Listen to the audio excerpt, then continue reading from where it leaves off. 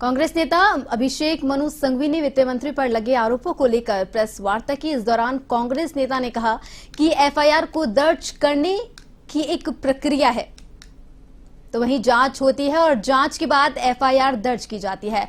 कुल आंकड़ा 8,000 करोड़ का है। हमें नहीं लगता कि वित्त मंत्री ने अकेले यह फैसला लिया है। इस फैसले को शीर्ष अधिकारियों ने लिया होगा।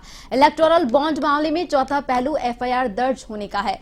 किसी भी प्रकार के मामले में एफआईआर दर्ज होने का एक प्रावधान होता है, जिसमें मामले की प्राथमिक जांच के आधार पर अदालत एफआईआर दर्ज करने का आदेश देती है। इस एफआईआर में भी वित्त मंत्री आरोप नंबर 1 हैं और अन्य व्यक्ति भी संबंधित धाराओं के तहत मामले में आरोपी है।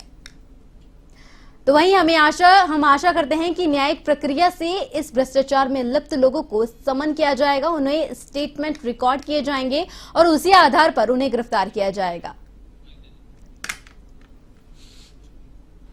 तीसरा उदाहरण एक ऐसी कंपनी का है जिसको लगता है वो एक ही कंपनी है जो सभी इंफ्रास्ट्रक्चर कॉन्ट्रैक्ट्स ले लेती है भारत सरकार के।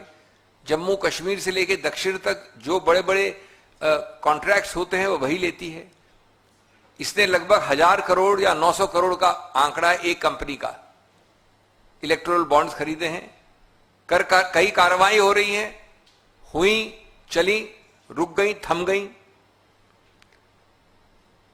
उसके बाद इस प्रकार की और कंपनियां हैं आंध्र प्रदेश में, मैं तेलंगाना की बात नहीं कर रहा हूं जहां के और उदाहरण थे, दक्षिण में, इत्यादि इत्यादि।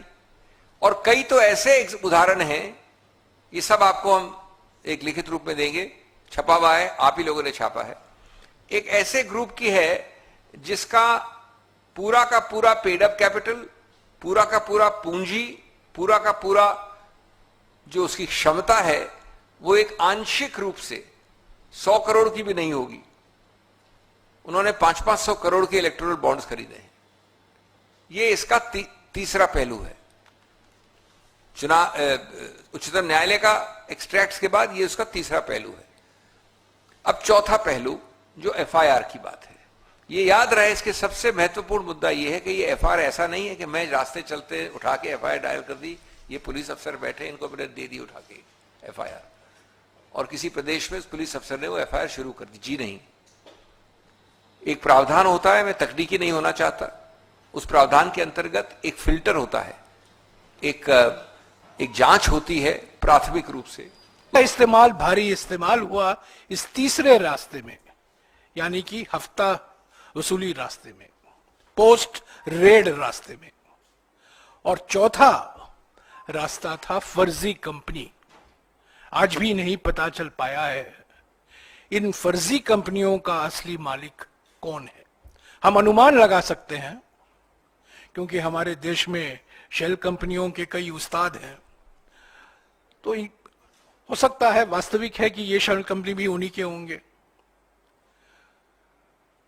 तो ये 4 रास्ते कुल मिलाकर बीजेपी को 5.5 साल में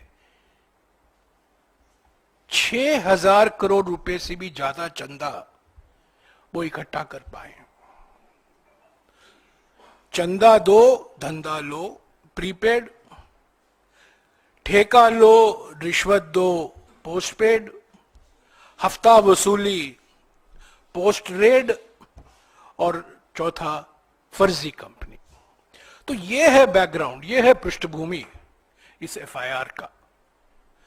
4 महीने से हम मांग कर रहे हैं कि एक एसआईटी होना चाहिए सुप्रीम कोर्ट में, ताकि पूरा खुलासा हो।